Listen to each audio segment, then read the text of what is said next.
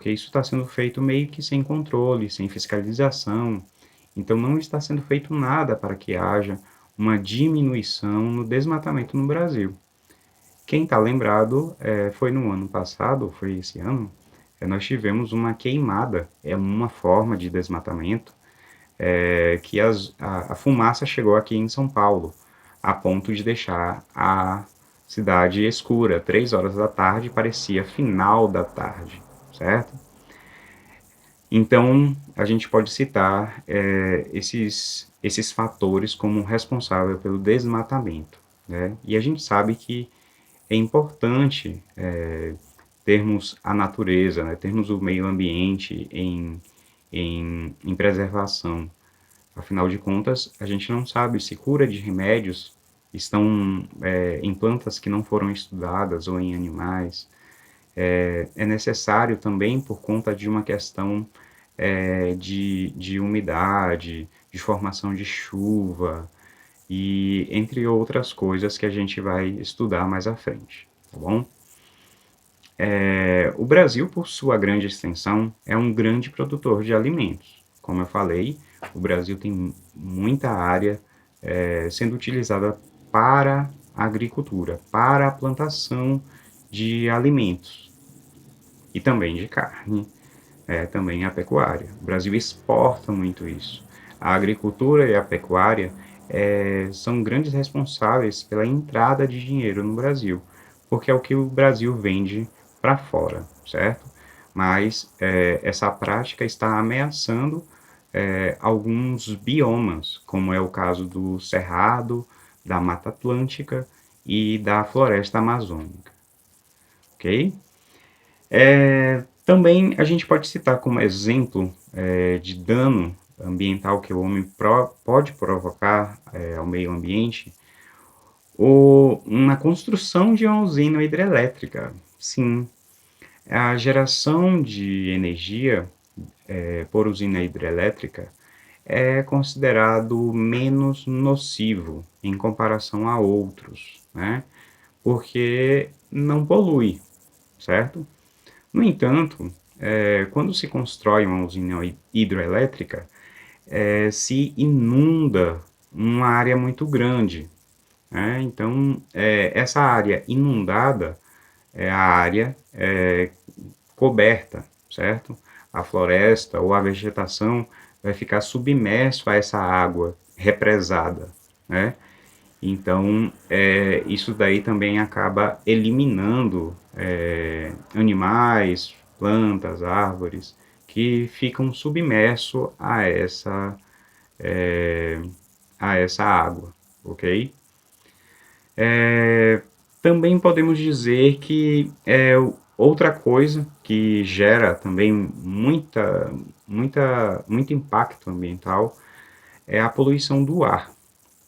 Essa poluição do ar, ela é feita, ela é provocada principalmente pela grande quantidade de automóveis que existe no mundo, né?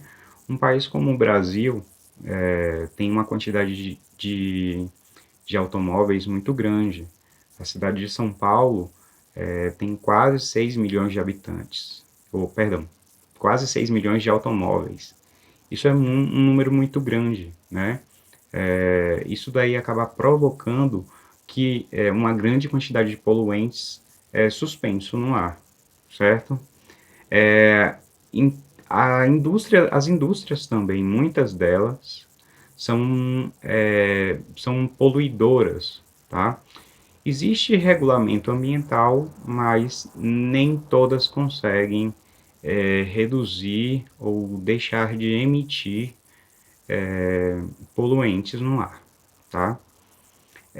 Esses poluentes que ficam suspensos no ar, eles acabam provocando o aumento do efeito estufa, certo? O efeito estufa, na realidade, a grosso modo, é só um efeito natural de retenção de calor na Terra. O Sol envia os raios solares e a Terra retém esses raios solares, esse calor, e parte dele volta para o espaço e a outra parte fica retida aqui na Terra, certo? Só que o que acontece é que, como existe essa camada de poluentes no ar, a Terra retém mais calor do que o necessário. Isso acaba provocando um desequilíbrio na natureza, um desequilíbrio na temperatura. Isso faz com que, por exemplo, geleiras, as calotas polares começam a derreter. O topo das montanhas geladas começam a derreter. Isso pode provocar aumento do nível do mar, certo? Aumento do nível dos oceanos. Se aumenta o nível dos oceanos, imagina vocês que como não seria uma cidade como Santos, né? Se aumenta 1 metro na quantidade da água do mar no mundo, essas cidades litorâneas, Rio de Janeiro, Salvador, ficam ameaçadas, tá? Assim como países que são países que ficam em ilhas também ficam ameaçados, tá? E também tem a questão do aumento da temperatura da água do mar. Isso daí vai provocar um colapso. Não um colapso, mas vai provocar muita chuva ou falta de chuva, porque isso desregula o movimento das massas de ar no mundo, certo? Então, vai ser mais comum furacões, tornados, tufões, à medida em que a Terra vai esquentando, ok? Então, se por ano algum lugar tinha 2, 3 furacões por ano, vai ter 4, 5. A intensidade vai ser maior. Questão de chuva. Um lugar chovia muito, pode chover muito mais. Um lugar chove pouco, começa a chover. Então, isso pode desorganizar a questão do clima no mundo, certo? Outro problema também, ainda sobre isso, sobre aumento da temperatura, várias espécies no mundo são sensíveis à questão do clima, certo? E podem desaparecer, ok? Seja no mar, sejam alguns tipos de aves, alguns tipos de inseto, ok? Mas vamos seguindo. Outro tipo de impacto ambiental provocado pelo homem é o caso do lixo, ok? Devido à nossa vida moderna, nós consumimos muita coisa. E essas coisas, elas acabam produzindo resíduo, né? Se a gente compra, não sei, um par de meia, nós acabamos tendo ali um plástico, um papel, um grampo, e ali a gente vai jogar no lixo. Se a gente compra comida, sempre vem embalado numa sacola, num saco, enfim. Então a gente tem que pensar na quantidade de lixo que a gente produz na nossa casa. Por que eu falo isso? Porque a maior parte do lixo que é produzido no planeta não é reciclado. E isso é um problema muito grande, porque esse lixo ele vai para algum lugar. E geralmente esse lugar é o lixão ou algum aterro sanitário. Esse lixo ele vai acabar provocando a contaminação do solo, contaminação das águas, de alguma forma, né? Seja contaminação de algum lençol freático, né? Que são aqueles rios subterrâneos que passam por debaixo, ou então contaminação de rios, de córregos, né? Enfim, né?